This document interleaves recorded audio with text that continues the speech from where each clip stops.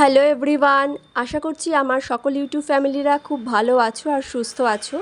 তো দু একদিন আগের ভিডিওতে আমি তোমাদেরকে দেখিয়েছিলাম, এর আগের দুটো ভিডিও, লাস্টের আগের ভিডিওতে যে গণেশ চতুর্থী চলছিল, তখন আমি মাসির বাড়ি গেছিলাম গণেশ পুজোতে। তো আজকে গণেশ চতুর্থী প্রায় 9 থেকে 11 দিন পর্যন্ত আমাদের এখানে ছত্তিশগড়ে পুজোটা হয়। আর আজকে তোমাদের সাথে একটু শেয়ার করছি এই গণেশ বিসর্জন।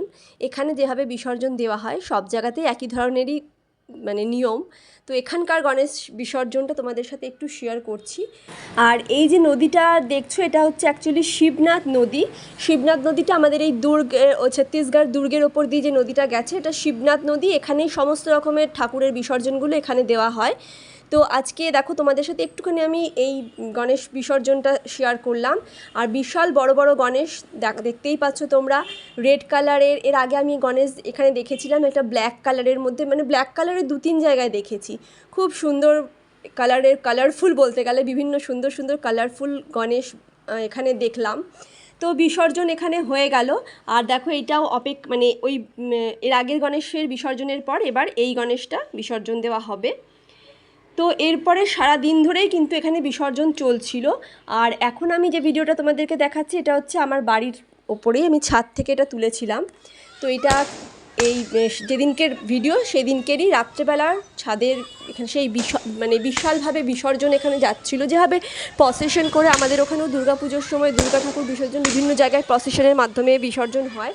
তো এখানেও দেখলাম সেই লাইটিং ফাইটিং লাগিয়ে, গান বাজনা চালিয়ে, বাজি ফাটিয়ে। তো সব বাজিটা আমি এখানে তোমাদের সাথে শেয়ার করলাম না, কারণ আমি জানি না এটা ইউটিউবের রুলসের মধ্যে পড়ে কি না, অ্যালাউ করবে কি না বাজি ফাটানো দেখানোটা। তো তাই কিছুটাই আমি দেখাতে পারলাম। আর দেখো আমার একদম বাড়ির ছাদ থেকে আমি এটাকে ভিডিওটা করেছিলাম। সবাই দেখছে, এখানে দেখো রাস্তায় পুরো লোকজনে ভরা। এখানে সুন্দর করে আরেকটা বিশাল বড় বড় এখানে না গণেশ ঠাকুরগুলো হয়।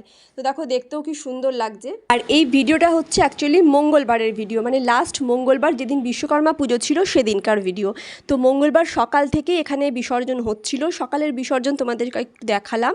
আর এটা হচ্ছে রাত্রেবেলা আমার বাড়ির পাশ দিয়ে, একদম বাড়ির সামনেই আর কি, রোডের ওপর দিয়ে যে ঠাকুর যাচ্ছিল, তো সেই ঠাকুরের বিসর্জন। সারা দিন ধরেই এখানে ছোট বড় সব রকমের বিসর্জন হয়েছে। আর দেখো এই গাড়ির মধ্যে ঠাকুরের সাথে সাথে ঠাকুরের বড় ঠাকুরের মূর্তির সঙ্গে সঙ্গে ছোট ছোট অনেক মূর্তি, দেখো নিচে তোমরা দেখলে বুঝতে পারবে, অনেক ছোট ছোট মূর্তিও রয়েছে। ছোট ছোট এই দেখো কত ঠাকুর এরকম ওই গাড়ির মধ্যে বসানো আছে, সব একসাথেই বিসর্জন হবে।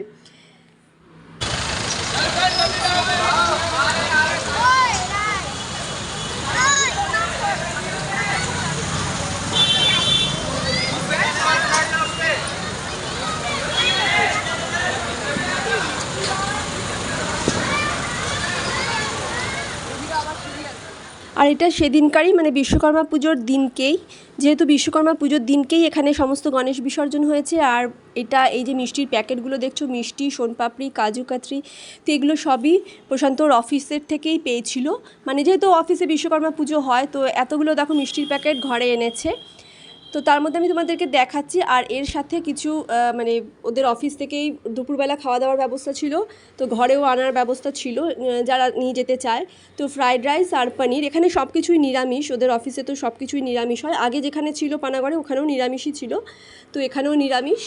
তো এইগুলো আনা হয়েছে, আজকে ঘরে নিয়ে এসেছিলো। তো সেগুলো যখন এসছে তখন আমি তোমাদের সাথে একটু শেয়ার করলাম। এগুলো হচ্ছে বেসনের লাড্ডু, যেটাকে বলে বেসন কি লাড্ডু। আর এই সোনপাপড়ি মিষ্টিগুলো তোমাদের সাথে একটুখানি শেয়ার করে দিলাম। তো আজকে এই বিশ্বকর্মা পুজো আর গণেশ বিসর্জন দুটোর ভিডিও একসাথে তোমাদেরকে দেখালাম। কেমন লাগলো অবশ্যই আমাকে কমেন্ট করে জানিও, ভালো লাগলে লাইক, কমেন্ট আর শেয়ার করো। চলো টাটা, গুড নাইট।